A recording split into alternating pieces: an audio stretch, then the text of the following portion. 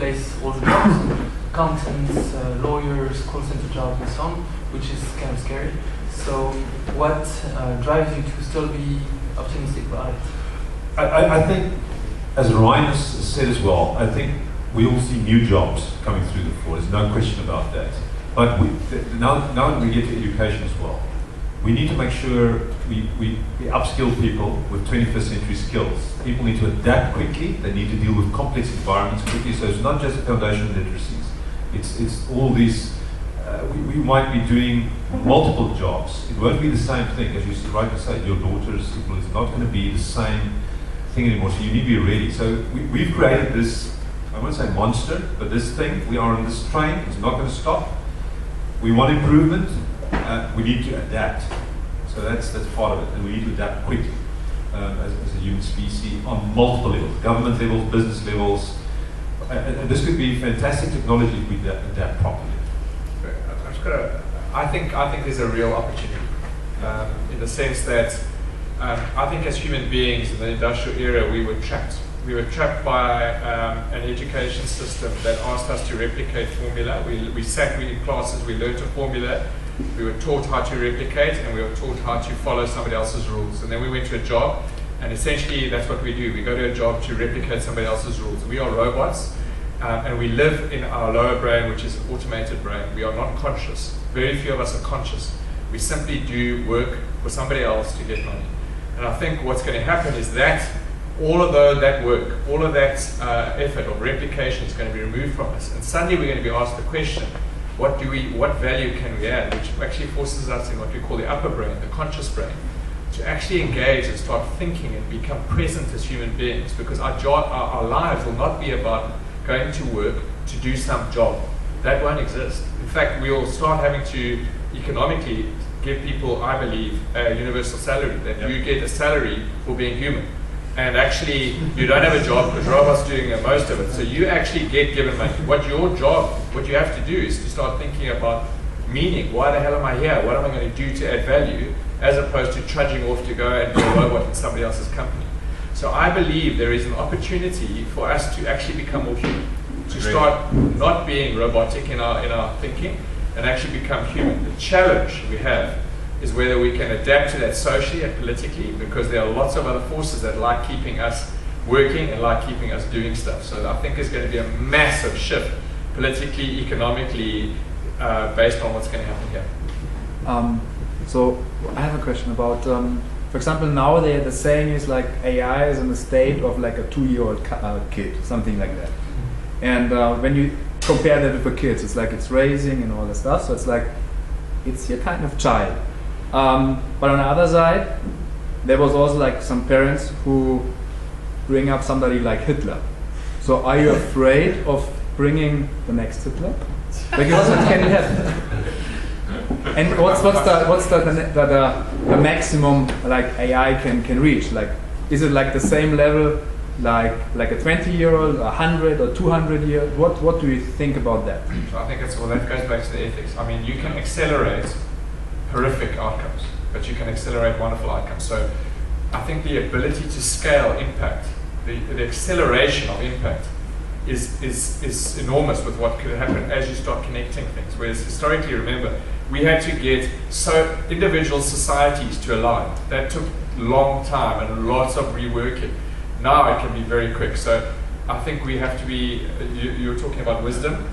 We are going to, as a species, have to start becoming wise. At the moment, if you think of it internationally, we are completely overwhelmed by our lower brain functioning, which is resulting in what I call very lower brain decision making, either or. So if you think of America, it's all decisioning about, there has to be about polarization. It's them versus us. So we're having the Muslims versus the Christians.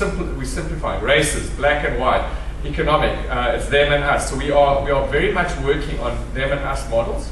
We have to, as a species, start moving into a far more conscious world, because otherwise we're going to accelerate. We've got our ecology is about to collapse. We've got technology accelerating, and we've got the economies going. If we cannot, as a species, raise, we will accelerate our own decimation. So we will be brilliant at accelerating our own decimation, or we can raise our consciousness to start thinking socially about systems, about each other, about sustainability, about our place on this planet, and artificial intelligence could potentially unlock us to do that.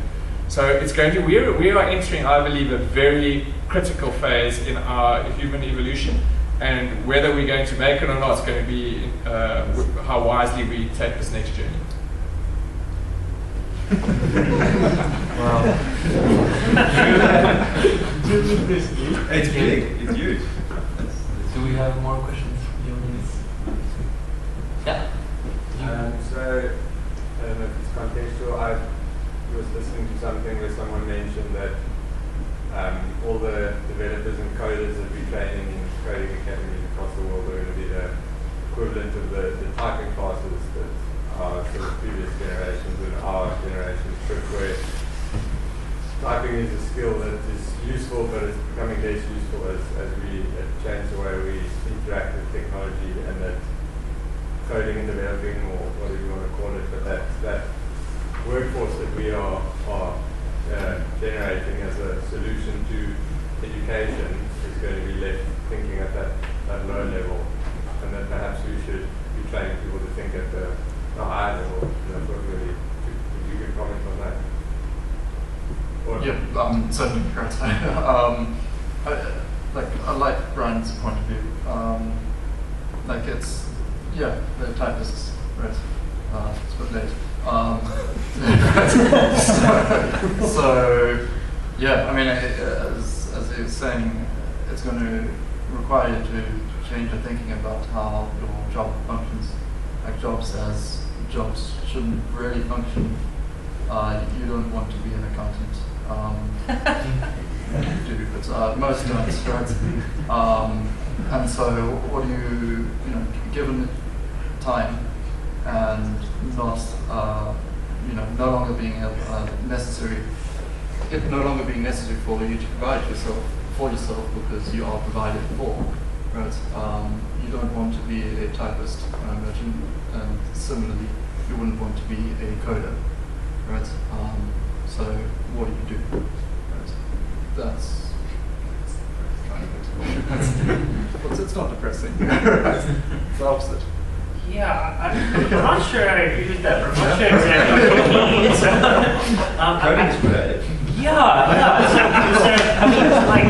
in the case of typing, like outside of typing, you're just strengthening your fingers. So I'm not sure like what else typing is good for intrinsically outside of the act of typing. But like a painter might be automated away by better painting tools. But the act of painting itself is intrinsically quite satisfying. Maybe people really enjoy typing just to be feeling the keys, but I think like there's something about painting that's intrinsically rewarding, and similarly coding. And I think in the case of coding, you're really learning how to structure reasoning and logic, and then put that into a series of instructions that a computer can carry out. But I think like the act of coding itself is intrinsically rewarding, and the kinds of thought patterns and reasoning structures that you'll learn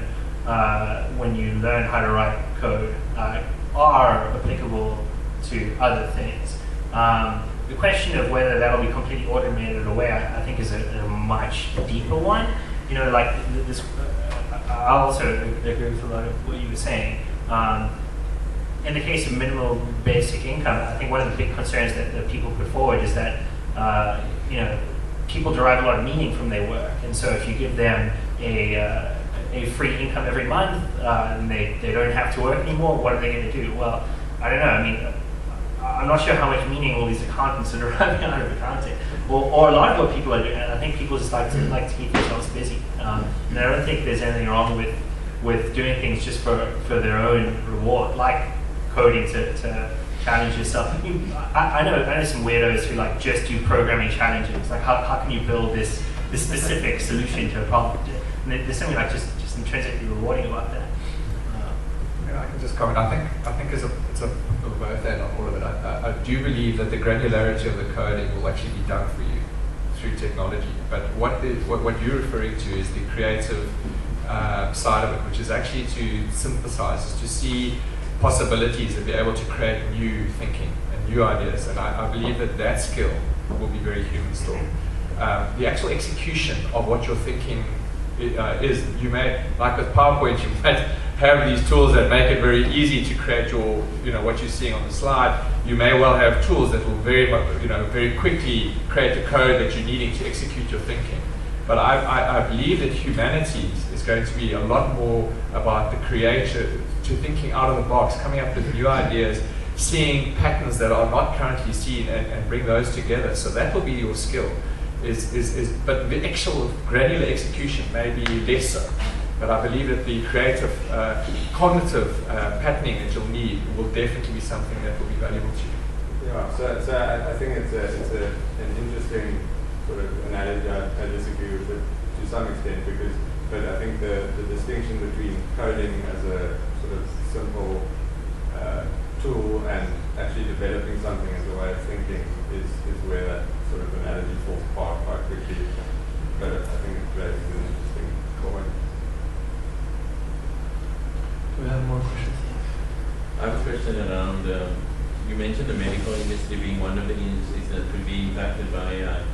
Now, at what point surely it will be a phased approach to replacing what people are doing with machines.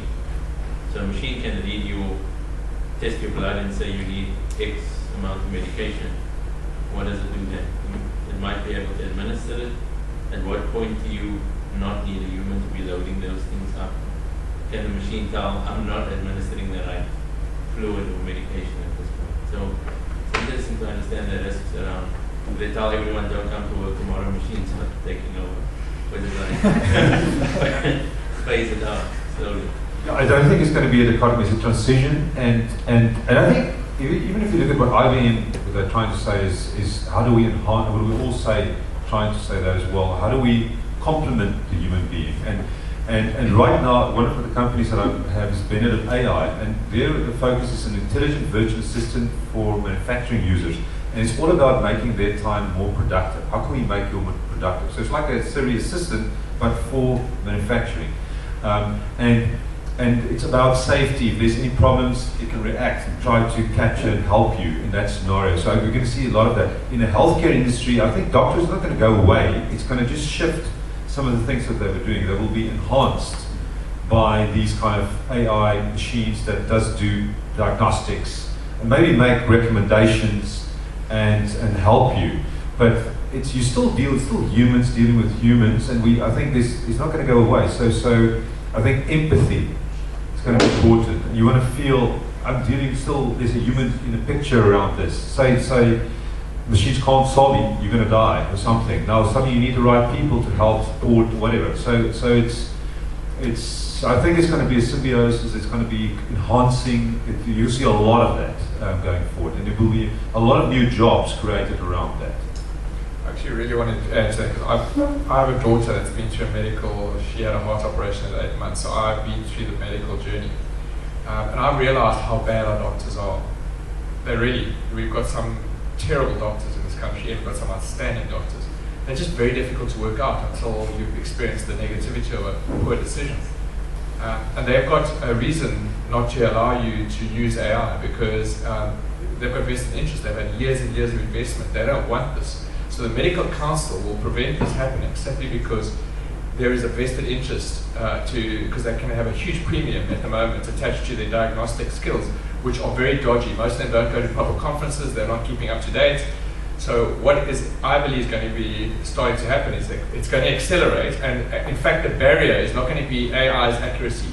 I think it's going to be the legal prevention to try and say, well, whose liability is it when AI? Well, at the moment, it's very hard to nail a doctor because actually they can fudge it, and so actually there's more liability currently in human engagement. I believe, I hope very quickly that AI dominates the medical environment because it can learn far quicker and it can get a lot more accurate. And then actually I'd like a doctor to rather focus on my emotional and spiritual health, to focus on the empathy that I need, the trauma that I'm dealing with.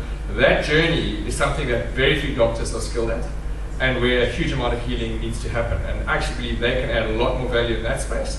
And actually, the accuracy of the diagnostics can be done through artificial intelligence way better than they can. And I think the sooner we get there, I think the better. Great. Yeah, I'll just say there's a real shortage of doctors too. So you can have the example that arose earlier on medical diagnosis. You can take many thousands of examples of images of skin cancer and build an algorithm that can detect skin cancer in new images better than a doctor can. And that's really easy to scale to North African countries where there are no doctors. And so that also then frees up doctors to do more of the stuff. Absolutely. Yeah, sure. I mean, practically, have you ever tried to migrate a legacy system? The banks make a lot of money, and they're still on their existing original system. There's a huge amount of technical debt that exists in industry. It'll take you 12 months to sign a sales agreement with a bank, right? It's going to be incremental because there's this massive amount of technical debt in the industry to move to, in order to migrate that, that's going to take time. Last question? Cool. So I've got a two-part question. The first No, one just is one and say. 1AB. So 1A is on safety. So say for example you have a self-driving cars, you can kind of cherry pick and construct like examples that fool that you're learning out of, So how do we make sure that the algorithm, how do we know that if I have like an algorithm that's running and there are thousands of cars around the road, that it's going to be safe, and that there's not someone that can come up and try construct algorithms that they know construct examples that fool what my algorithm is trained on. And the second question is accountability. So say for example, I'm a bank and there's some legislation on, well, you can use gender as a variable for giving someone credit, but it can't be the determining variable. So you can't discriminate against gender. A lot of the really high-tech, state of the art is a lot of it is very black boxy, so it's very difficult to say how the variable is actually used to give you a 0 or a 1 in the end. So how do we kind of say, well, how do we kind of provide accountability for what our algorithms are actually saying?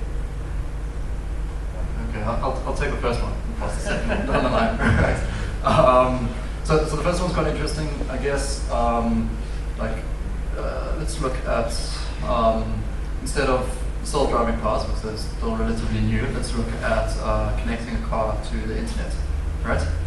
Some companies are good at it, right? So you cannot hack into that car. They've thought through the idea that someone is going to try and hack into the car and do something malicious, right? And so you can't.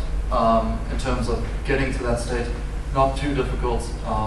You just kind of fence off the area quite easily, right?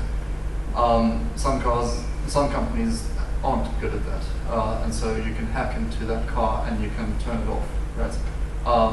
They didn't think that through, and that's going to happen in this development of algorithm as well, right? If they're good, it's not too difficult a thing if they've accounted for those scenarios, right? If you see something that you've never seen before as an algorithm, you slow down and stop, right? There's your case, right? But if you're not in a good team, or the company that put together that self-driving car didn't account for everything else that they haven't seen, it doesn't end well, right?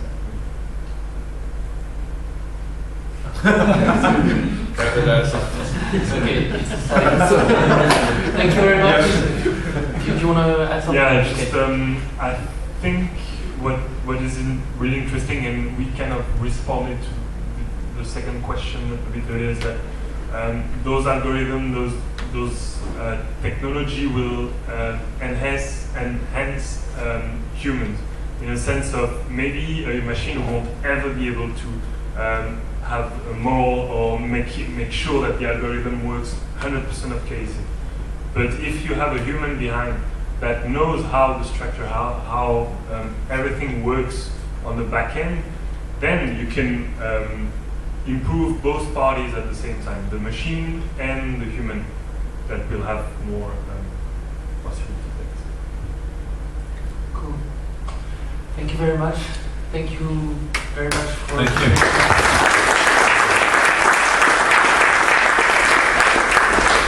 you. We have a bar there, so feel free to have your drink and more if you want. And thanks again, everyone, for being here tonight. And maybe another one soon. Thank you.